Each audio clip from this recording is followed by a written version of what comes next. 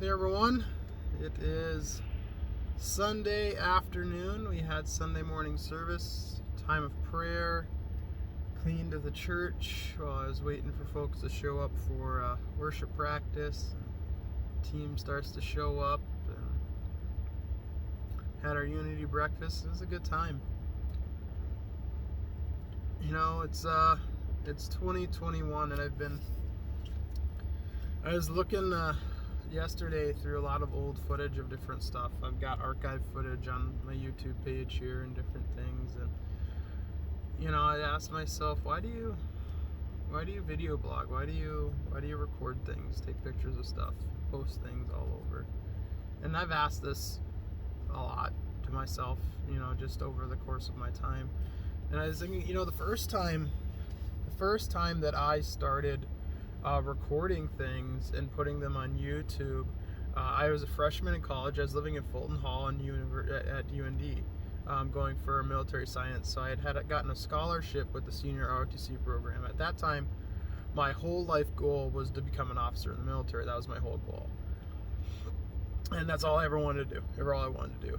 And me and my buddy Nick Newman, we started just kind of randomly, YouTube was newer around that time. It was starting to pick up traction. It was ad-free. You could just watch videos and stuff. And we had seen Numa. And then we kind of were like, oh, we could do that. We could just sit in front of a camcorder or whatever and just listen to music and do random stuff. And that's what we were doing, and it wasn't really original content. It really wasn't that entertaining at all. We were really just kind of imitating what things that we saw at that time. And then eventually I started video blogging. I can't remember who the worst video blogger was, but I would kind of start to do that. And then I got into fitness, and a buddy of mine named John and Mohammed, they were at Anytime Fitness at that time with me, and John was always taking pictures of stuff, and now he's back in Romania, so he's a pretty cool dude. But yeah, he was always taking pictures of stuff, and he's the one who kind of got me into getting my first Nikon and just kind of really documenting things, just sharing tidbits of my life with other people. And I still have my photography page up. Sometimes I look at it from time to time, or someone likes a photo that's on there, and I'm like, oh yeah, I forgot about that. And that's when I really started taking it a little bit more seriously, and how it kind of dialed into fitness. I've got different pictures and footage of me doing stuff at Anytime Fitness. None of it's near really that interesting. Some of it's really kind of bland. The lighting's not good. But I don't know, it was interesting looking at some of that. And I saw some of the stuff I did Insanity for when that first came out. If you don't know what that is, it's a video fitness program led by Sean T. And I did that, and I've got some footage of like day 1 of Insanity, day 2 of Insanity, all the way up to, I don't know, like day 17, and then I just stopped taking footage and stuff. And then I've got footage of the Fat, Sick, and Nearly Dead challenge that I did. I've got 17 days of that, where it's day 1, day 2, and I'm doing just juicing. I've got one of Octavia, which is something me and my wife started. So I've got a bunch of footage of that, and all that I've just archived, because it's all of these start and stops in fitness, which just really kind of like, wow, how many things I've tried over the years, and they just didn't work. And even now, as I'm going through my fitness journey and I'm just looking at the different things that I want to do, I'm seeing the most success and gains now. It's not fast. It's not as fast as I want it to be. It's not as instantaneous as I want it to be.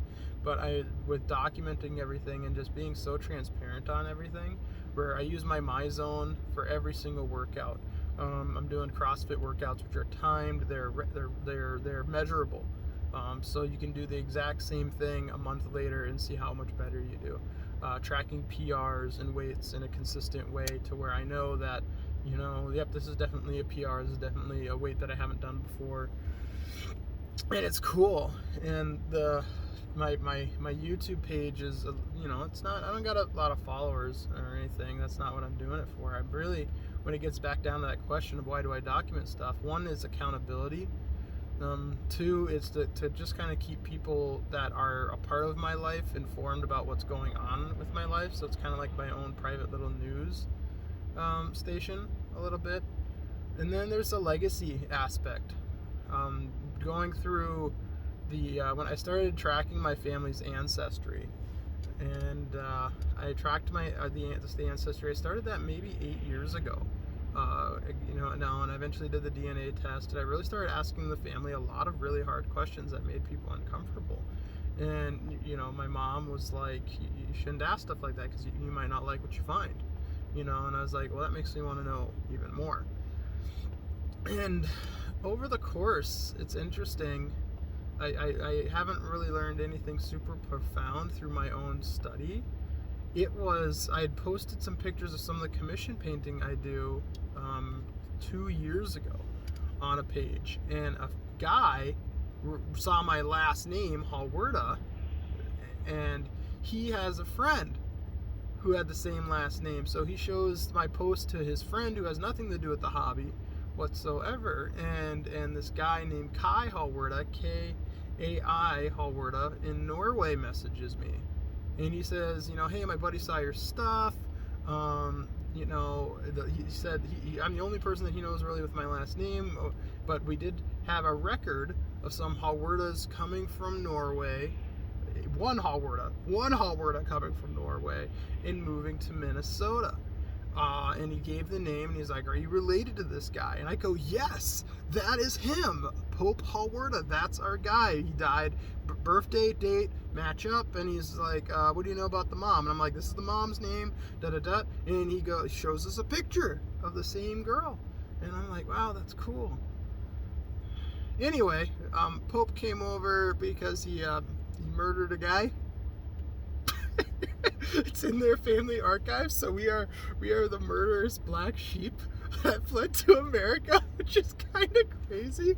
But anyway, like the moral of all that is, I'm documenting stuff because I don't want there to be guessworks when I'm gone, I guess.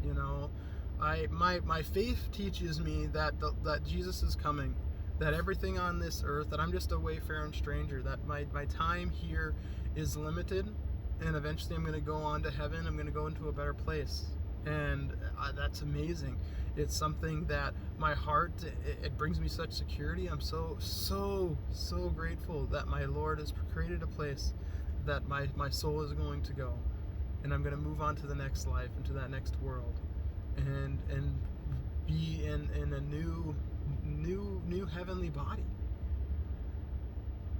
And I hear a lot of people saying that Jesus is coming soon. Jesus has been coming soon as long as I've been alive. I've heard that since I was probably 5 years old, and I continue to hear it. And usually it's from older folks that I hear that from. I've never really heard anyone in their 20s proclaiming that Jesus is coming soon, in such a profound way that they generally are like, so that doesn't mean, that he's not. But I've always been very hesitant to say that, oh, yep, all the signs lead up to him coming back next year type stuff. I don't divvy into that. I get very skeptical of folks that are like, yep, next year, because the way the moon's aligned and the grass and the birds, this is it. It's all the prophecies have been fulfilled and it's coming. I never get into that because we don't know. The Bible says we don't know when he's coming. So it might be next year. Could be 50 years from now. Might be 100 years from now. And I just look at history as a history dude. I really just kind of go, statistically, there's a good chance that I'm going to die on this earth before he comes back. Just statistically, just a mathing, doing the math on it.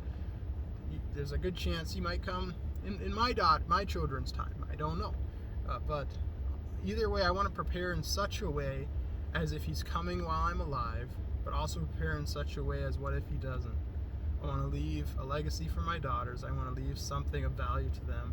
But I also want to document myself. When my grandchildren or great-grandchildren hear my name and they go, I wonder what he was like. It's going to be so cool having all of this archived stuff. That's why I'm on this archiving project, archiving interviews with my dad, with my parents. If their parents were alive, I'd document them. I have a phone interview with my mom's dad. I'd love to have one in person, but I'm just documenting, you know, what was it like growing up? What was this? You know, where were you born? Who were your parents? People you know. Because it removes the guesswork. So anyway, I guess I'm just happy for legacy. That's why I film stuff. Because I want it to be preserved. I want to leave something behind. So anyway, I'm going to continue on. You guys have a good day.